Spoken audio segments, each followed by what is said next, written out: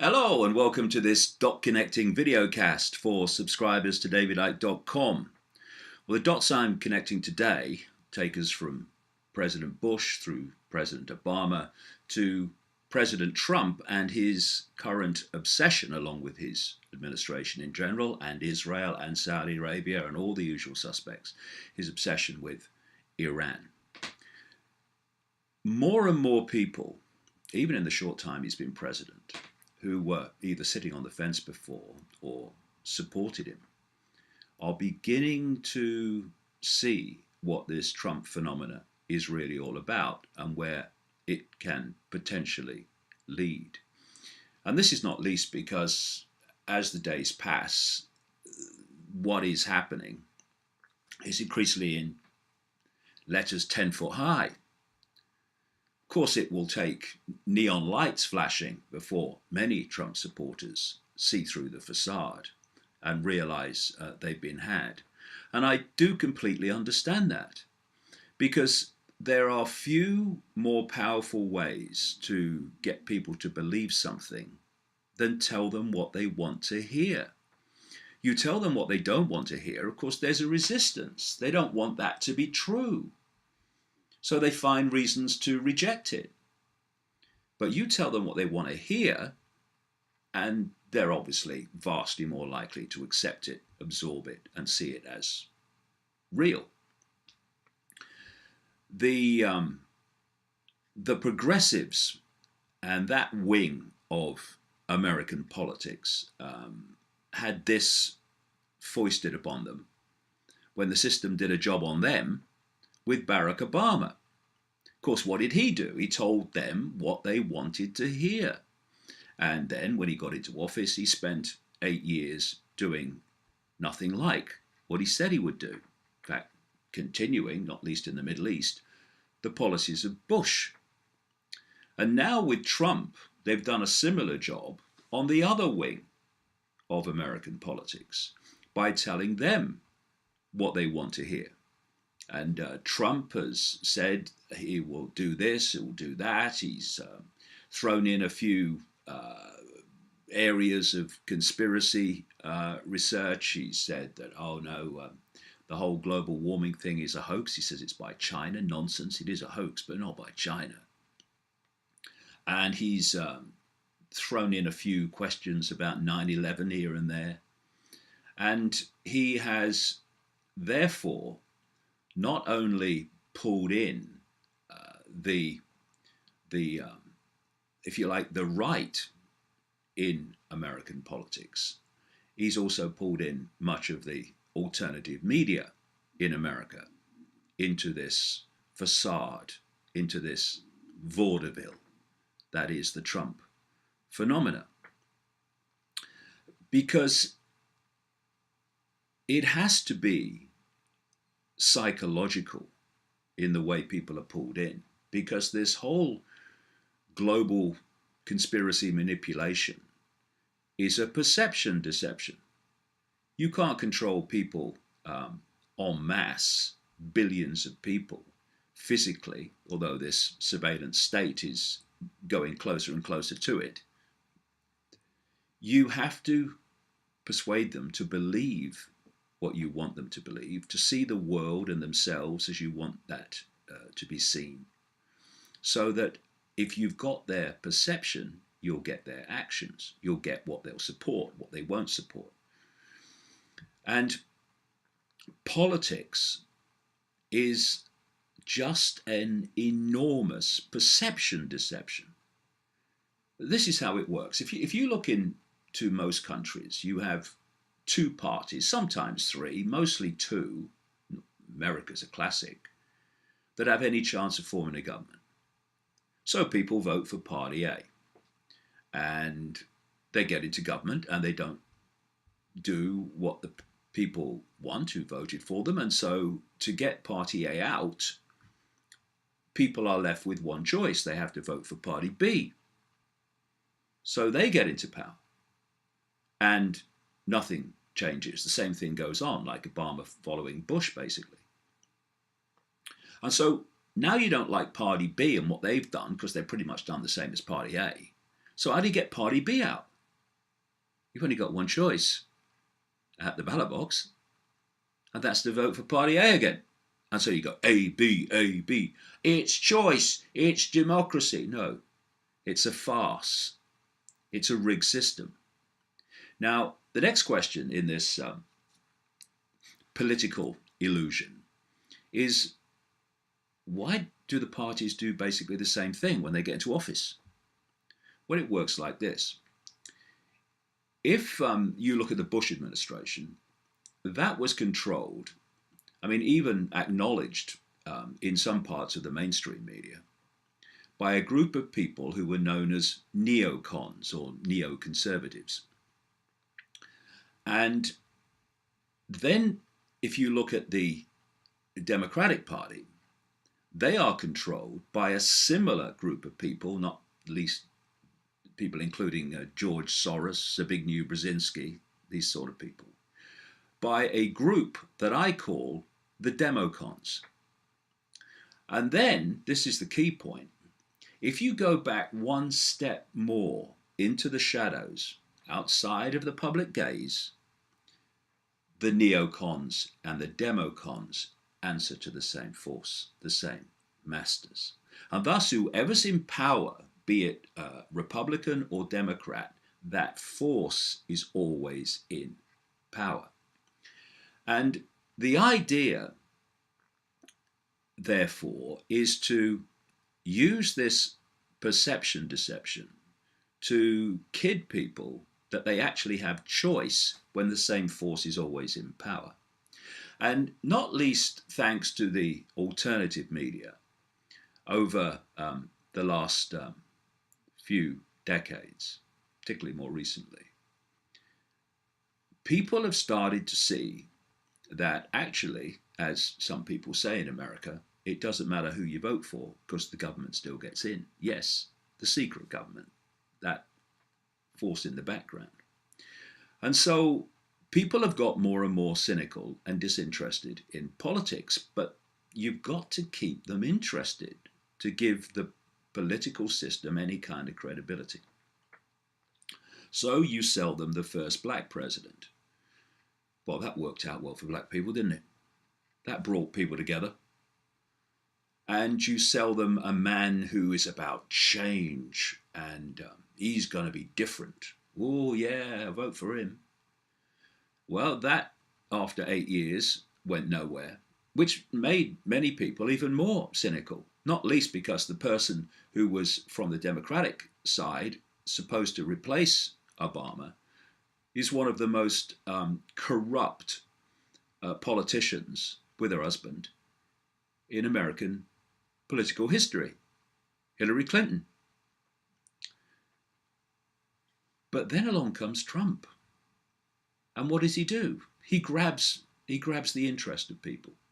Whether they like him or whether they don't like him, he's grabbed their interest. They're engaged in this farce called political choice and political parties.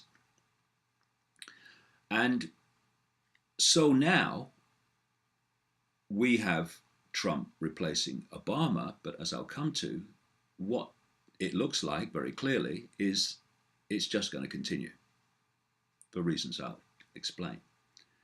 And for anyone who doesn't think that presidents are told what to do and that this hidden hand in the background is calling the shots, they should just look at the leaked WikiLeaks email of a man called Michael Froman, a former executive of Citibank, who sent an email to the Obama group before Obama was elected, suggesting the names for his administration in all these different positions, in the major positions of government and their subordinates. And what happened when Obama came to power is that almost in its entirety, those suggestions were appointed by Obama to government. This is the way it works, where this hidden hand is dictating to what are not the most powerful man in the world, but are just gophers for this force. Now, are we really going to believe that out of nowhere, just like Obama appeared to come out of nowhere, that Donald Trump has bucked the system? Hello. Of course, trying to sell Clinton as something different was basically an impossibility. You only look at Clinton and you see system, you see business as usual. And the idea is to sell to people that this new president is not business as usual, while they are business as usual. And so Trump has told people what they wanted to hear. He's told the alternative media in America what they wanted to hear. And so many people have bought the lie and bought the illusion. And the reason I say that the letters are now 10 foot high is, as I said about Trump all along, don't watch the words, watch the actions. So he has, in this short period, given the American economy to Goldman Sachs. Not only the economy, he's got Goldman Sachs people all the way through his administration, including this guy, Steve Bannon, who is right at his shoulder. And he's talking about scrapping vast amounts of regulation. And I agree. The world is far too fiercely regulated. But there is some regulation that is absolutely essential to stop the 1%, less than 1%, from running frickin' riot, as they did in the lead up to the financial crash in 2008. And these are the areas where Trump is talking about deregulating. Oh, we've got to deregulate to help small business. Yes, small business, medium-sized business is being drowned in regulation all over the world. But that's not what Trump's really talking about. That's the facade. That's telling people what they want to hear again. The real beneficiaries of this deregulation that he says he's going to introduce will be the Goldman Sachs, will be the JP Morgans, will be all these giants that led the world into financial catastrophe in 2008. Why? Because there had been decades and decades and decades of deregulation through Reagan Bush, through Father Bush, and through Clinton that had allowed that free-for-all to happen. And he's talking about tax cuts. Yeah. Tax cuts benefit mostly who? The mega rich. So the idea that Trump is for the working man and the working woman is a nonsense. But that's what the rhetoric says, while the beneficiaries are the very people in the swamp that he says he was going to drain. Then he hands civilian posts as head of the Pentagon, head of Homeland Security, and his national security advisor to military people. I mean, the very idea of putting a military person in charge of Homeland Security is outrageous. And then you realize that there is another common theme, that these military people like Mad Dog Mattis in the Pentagon, Defense Secretary and the National Security Advisor, Michael Flynn, are fiercely opposing and demonizing Iran. This is what Trump has been doing. Then you look at Israel, which in so many ways owns Trump, and they have started this rhetoric and demonization of Iran. Netanyahu was doing it in London when he met the British Prime Minister this week. And of course, Saudi Arabia, who is a truly fundamental opponent and hater of Iran, is in there as well.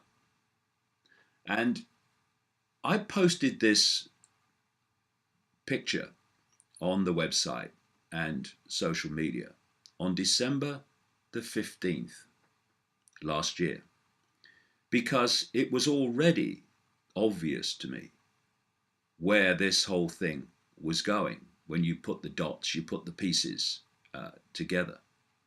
And so since Trump came into office, the mantra has been Iran, Iran, Iran, Iran. And there's a reason for that.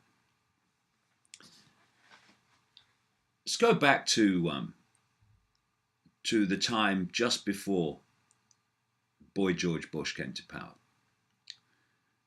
This neocon group that came to power a few months later with Bush were behind an organization called the Project for the New American Century.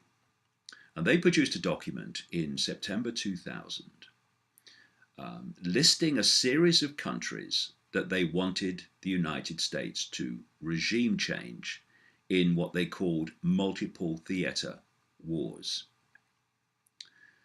And these countries included Iraq, Libya, Syria, Lebanon, and the biggest prize of all, Iran. They also called for regime change in China. That'll be fun. And when they came to power with Bush, this policy was instigated. But of course, how do you justify regime changing in those countries and starting a process of catastrophic intervention in the Middle East? Well, along came 1 year to the month after that document was published, and 9 months after those people who wrote it came to power with Bush, along came 9/11, in which they were able to find the excuse to start ticking off those regime change countries. And ironically, the one they've not yet, at least, targeted, and indeed continue to arm with state-of-the-art weaponry to kill people like Yemenis, Saudi Arabia, was, according to the official story of 9/11, nonsensical as it actually was, they were the country from which the overwhelming majority of the alleged hijackers came from. And yet, when Trump issued his travel ban list, Saudi Arabia was not on it, nor was Qatar, and these other countries that have funded ISIS and can't stand Iran. And if you look at Trump's travel ban countries, all you have to do is replace Lebanon on the Project for the New American Century list of countries for regime change. You have to replace that with Yemen. And Trump's travel ban list is an exact mirror of the countries being targeted by the Project for the New American Century um, in September 2000. And then you look what has happened since that document was published. After Afghanistan, justified by we must get bin Laden because the Taliban's there and he's there, there was the invasion of Iraq, completely made up with weapons of mass destruction. Why? It's on the list. They don't have a reason to invade Iraq, so they made one up. Simple as that. And then the two politicians fronting that up, Boy George Bush and Tony Blair, they were replaced at the time of the invasion of Libya by Obama and David Cameron, the British Prime Minister. Now we've got different politicians from different parties to the other two, but it's the same list. Now we're on to Libya on the Project of the New American Century list. And then where did they go next? Into Syria. Says the former French Foreign Minister Roland Dumas said on French television that he was in London talking to British government officials before the trouble started in Syria with the so-called Arab Spring People's Revolution. And these British officials told him, before anything had happened, that they were going to start something in Syria with rebels against Assad. And this is what has happened in relation to America, or this is what's behind it, as they have picked off these countries on this Project for the New American Century list. Here is a document headed U.S. Special Forces Unconventional Warfare Strategy, November 30th, 2010. And this isn't the American military process technique for regime changing these countries on that list. This is what it said. Remember, November 2010. The US military's unconventional warfare strategy requires that target state population perceptions are first groomed into accepting an armed insurrection using, quote, propaganda and political and psychological efforts to discredit the government. That's what happened with all these countries that they have been involved in with this Arab Spring.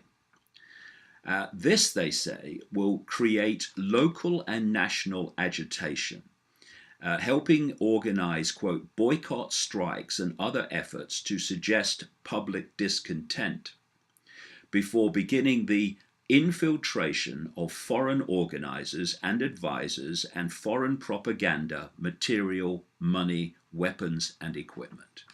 Exactly what happened in Libya, exactly what happened in Syria. And it goes on, if retaliation by the target government, in other words, if the government defends itself from your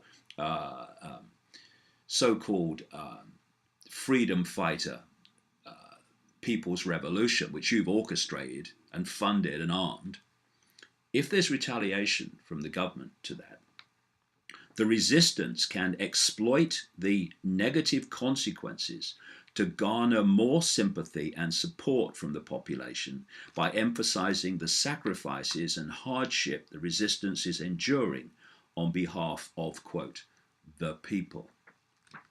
This is why nothing was said when these Western armed, funded and trained rebels and mercenaries started attacking the regime of Gaddafi. It was only when Gaddafi responded, was only when Assad responded that suddenly he's killing his own people, and the whole psychological game was played out exactly as they said. When? November 2010. 1 month later, after this was published, and of course it would have been in the background, organized long before, we had the start of the Arab Spring with the events in Tunisia. And George Soros and his networks are, of course, behind that, if anyone wants to do a modicum of research. So we have these countries on the Project for the New American Century list being picked off quite demonstrably across different administrations, because that force I talked about earlier in the background is in control of whoever's in power. So that agenda plays out through whoever's in power, or officially so. But then you might say, well, there's a problem with this, because Obama did this nuclear deal with Iran, the big prize of these people. And so everything was honky-dory there.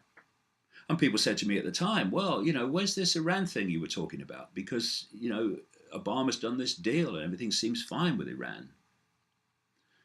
Well, let me go back to another document.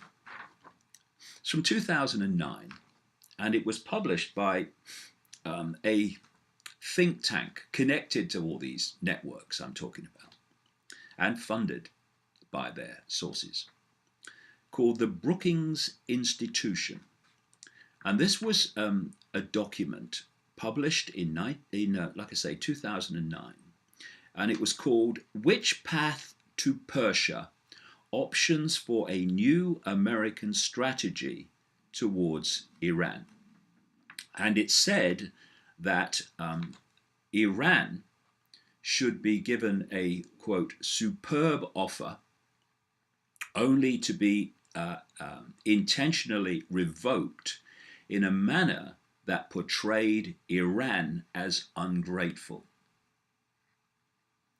Anyone notice a connection with current events? This is what the document said. Any military operation against Iran will likely be very unpopular around the world and require the proper international context, both to ensure the logistical support the operation would require and to minimize the blowback from it.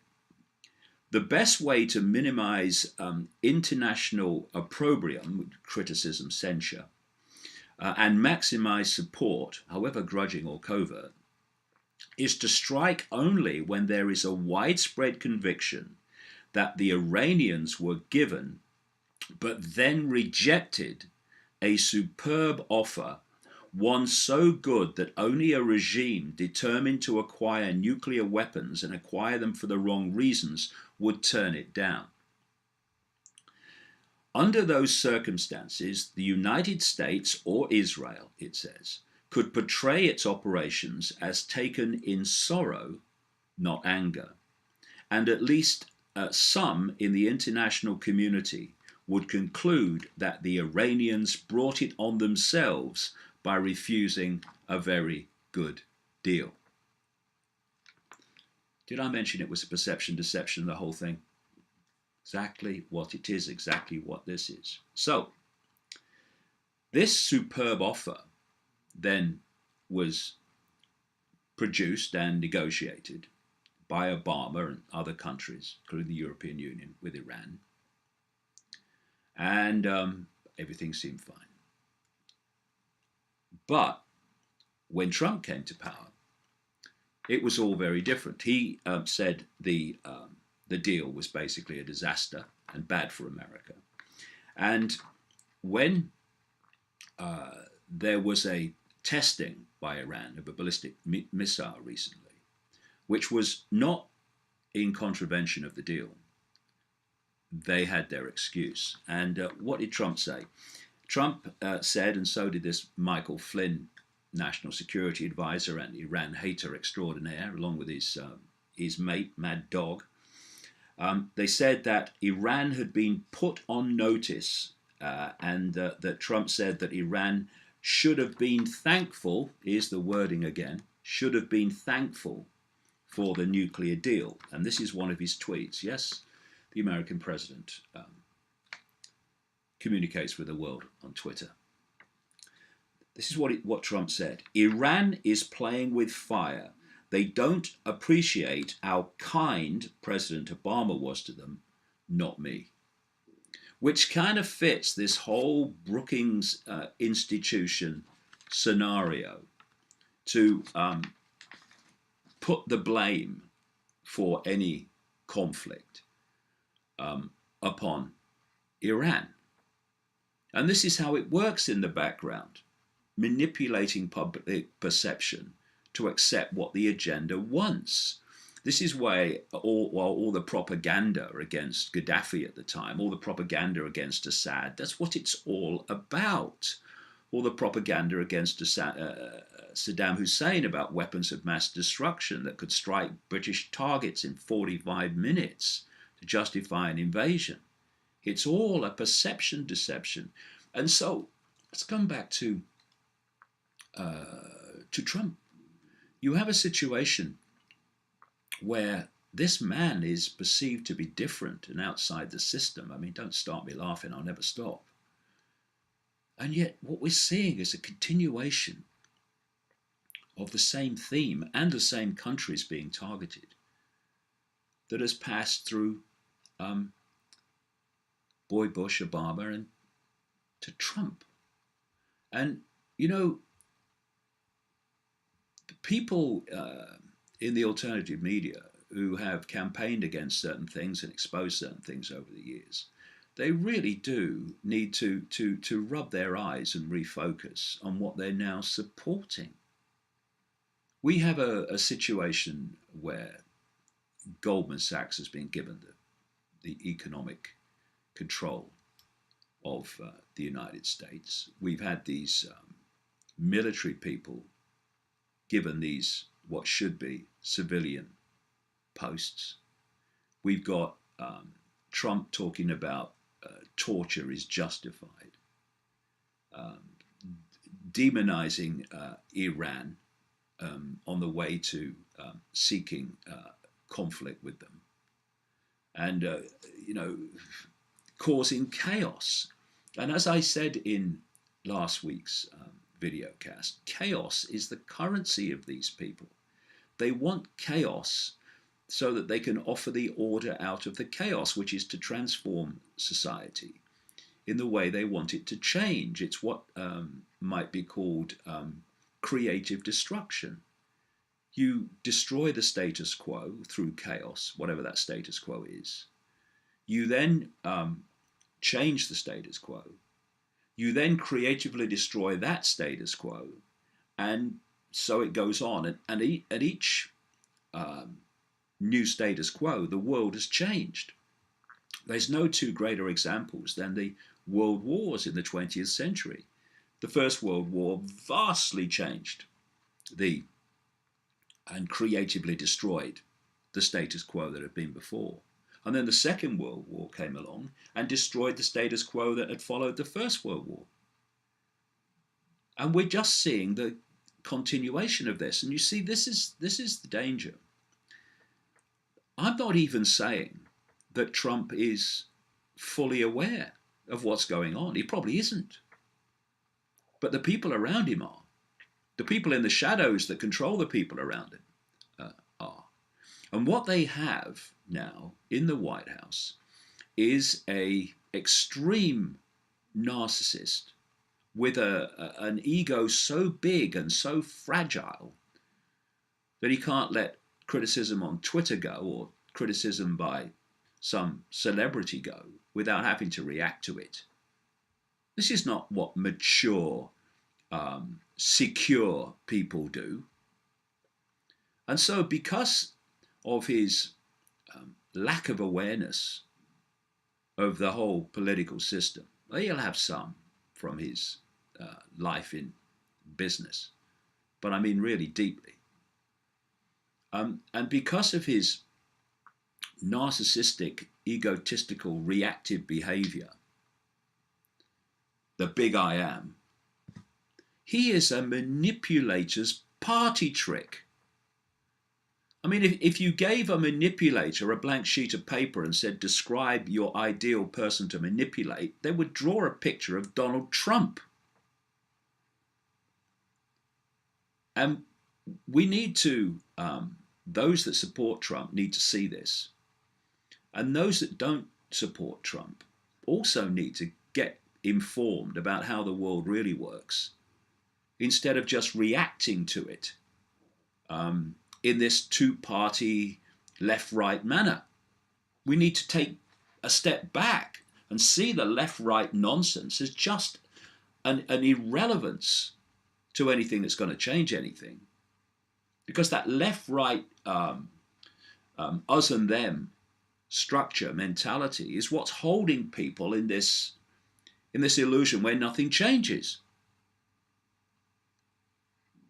And if you look at it, it's like an electrical system where both sides need each other. You know, you've got one polarity, the progressives, and then you've got the other polarity, which are basically now the Trump supporters. And they create, by their resistance, they talk about resistance, well, it is an electrical circuit is made between the two, and the electrical circuit goes on doing this and changes nothing, but creates the very upheaval that the hidden hand wants to justify more and more of the police state and the surveillance state. And that's another thing. When you look at Sessions, not Bush's, Trump's, it could be Bush's involved there. When you look at him as Attorney General and his attitudes to human rights and freedoms, what we're also going to see through this Bush, these are Freudian slips, but they're very apt, because I could have said Trump there, I could have said Bush, and I could have said Obama. Tragically, that's how it works. And we're going to see through this Trump administration also justified by law and order more and more advances of this surveillance state and this police state. Not least now, they have a military man running Homeland Security. So on the day that Bush was, I've said it again, Bush, Obama, Trump, on the day that Trump was elected, I said that it was a primal scream for help by vast numbers of Americans who had been ignored decade after decade. But that they were voting for an illusion that Trump was not what he claimed to be. We're now starting to see that already. But I said I hoped that the experience of seeing the Trump illusion unfold would lead people to the next stage, which is the realization that this rigged political system of left, right, Democrat, Republican, conservative, Labour, whatever country, whatever parties, this rigged system is never going to change anything for the better. And thus we have the realization that there are billions of us and a very few who are in full awareness manipulating those billions towards the end that my books expose in detail. And if we stop cooperating by not following the diktats of these people